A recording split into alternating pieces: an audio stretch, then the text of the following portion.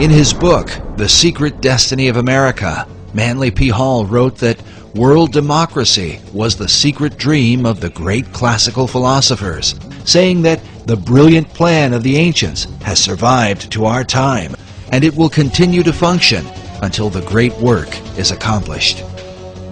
Many researchers believe this great work is the secret behind the wars and rumors of war America has been involved in through the 20th century, right up to the present day. Could this plan of the ancients to establish a world democracy be the real hidden agenda of secret societies? And was this ancient plan echoed in the 2005 inaugural address given by President Bush? When our founders declared a new order of the ages, they were acting on an ancient hope that is meant to be fulfilled. The occult is working at the highest levels of our society, using the military and financial power of the United States to bring about this one world state. And the President has spoken openly about it, how the purpose of the United States is to bring democracy to the nations of the world. Where did this become the function of our nation, to bring democracy to the world? You only need to read the writings of Manly P. Hall, where he tells you that for 3,000 years, secret societies have been working to bring democracy to the world. You read President Bush's speech, before the Association on Democracy, the National Association on Democracy. He tells you for 2,500 years, people have been working to bring democracy to the world. Yet the ancient philosophers recognized that a true democracy could only be achieved by a society of perfected men. The perfected men would be comfortable in a true democracy. And probably a true democracy cannot emerge until there is enough of such human beings in the world that can take over the government of man. It will be that kind of leadership. It will be like Plato's vision of the philosopher king, the man who has wisdom and the man who has power. Democracy has the occult promise of a fair world to live in.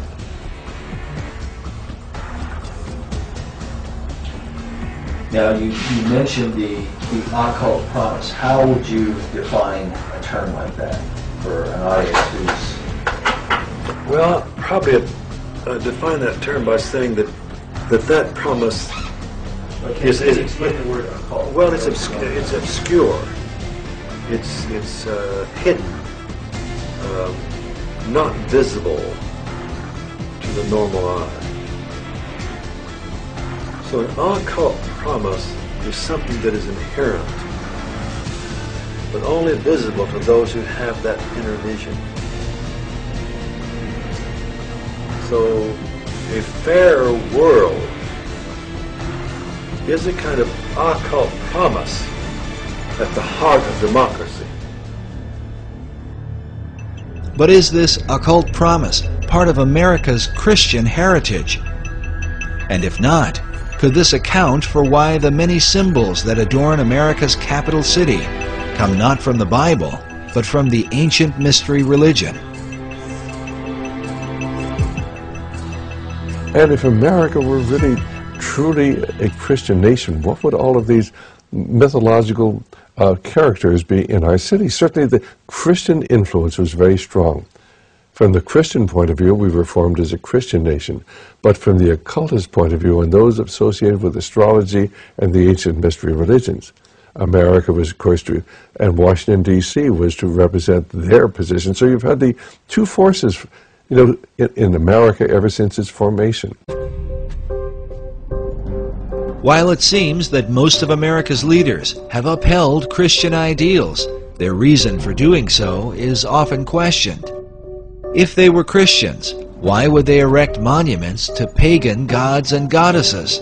And if they were pagans, why confess to Christian ideals? Manly Hall suggests the reason may have been one of self-preservation. He argues that because of the persecutions of organized religion in the Old World, the secret societies employed even greater methods of secrecy to protect their occult philosophies, making themselves sound as though their beliefs had to do with Christianity, which was the dominant belief in Europe, and eventually America.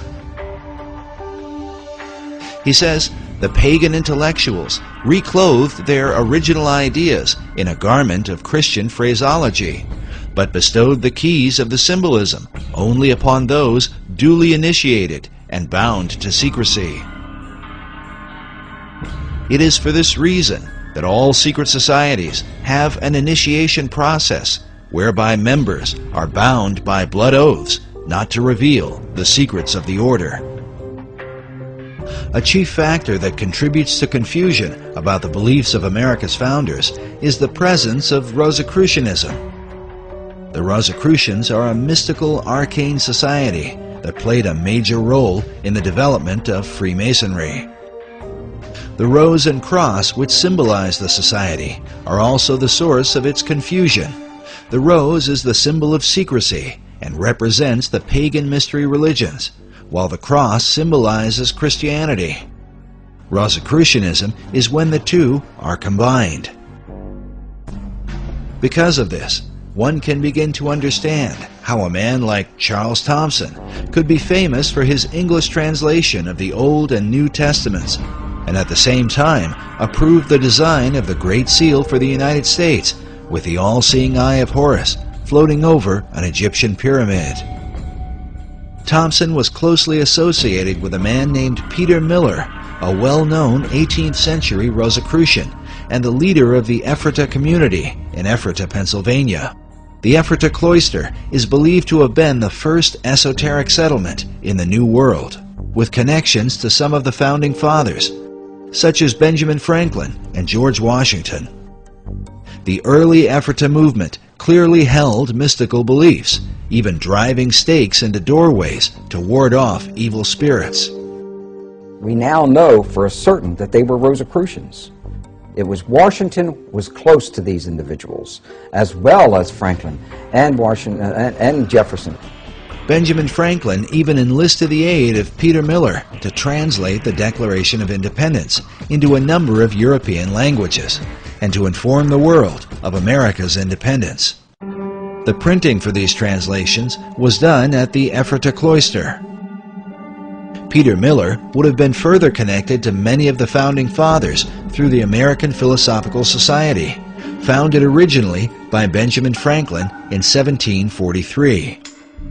The Society's members included such prominent figures as Thomas Paine, Alexander Hamilton, Thomas Jefferson, the Marquis de Lafayette, George Washington, Charles Thomson, and of course, Peter Miller. Later members would also include such names as Charles Darwin and Thomas Edison. Franklin Society is thought to be directly related to the earlier concepts set forth by Sir Francis Bacon. According to Michael Howard in his book, The Occult Conspiracy, Franklin's American Philosophical Society was operated in the same tradition as the Royal Society in England, which was based on Sir Francis Bacon's Rosicrucian concept of the Invisible College.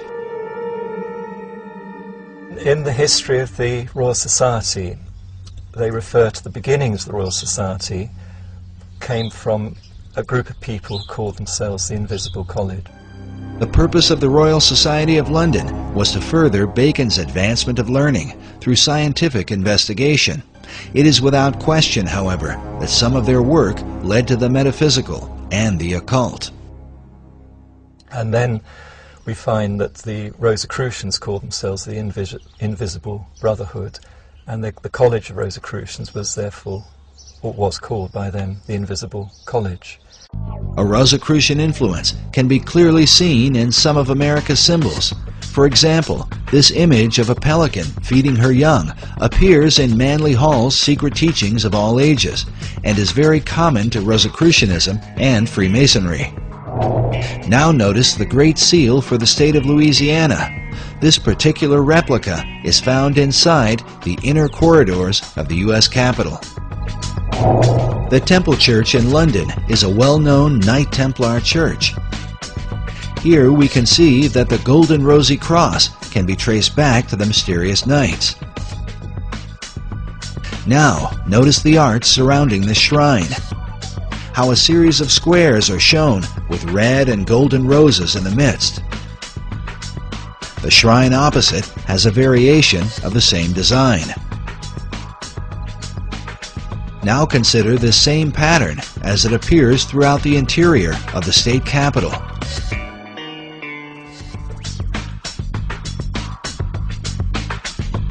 Inside the old Supreme Court room, and in various forms throughout the Library of Congress.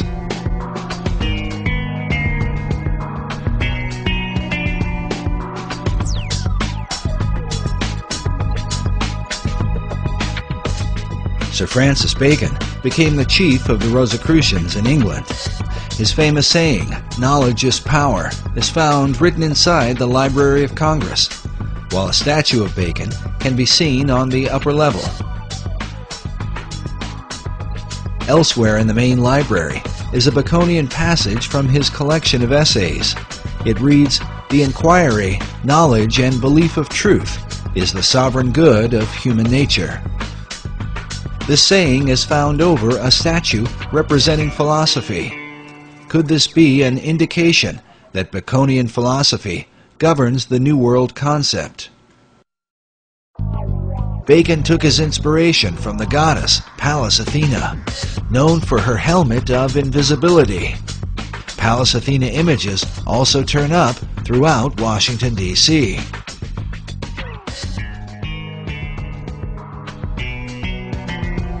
The Virginia State Seal bears the image of Athena with her foot upon a fallen king whose crown is cast aside. The word "Sic Semper Tyrannis," thus always to tyrants, written beneath. To the Romans, Athena was called Minerva. This painting of Minerva can be found in the Great Hall of the Library of Congress. At 15.5 feet high, it is the most imposing image in the room. Notice she holds a spear that comes like a ray of light from the sun, with a traditional helmet of Athena at her feet. This particular work was done by 19th century artist Elihu Vedder. Vedder was known as a symbolist painter whose style was part of a movement that can be traced to France during the 19th century and an art house called the Salon de la Rose Croix. Yes, they were a group of Rosicrucian artists known for promoting symbolic and often bizarre imagery, some of which, like the image of the satyr, seems to be repeated inside the Library of Congress.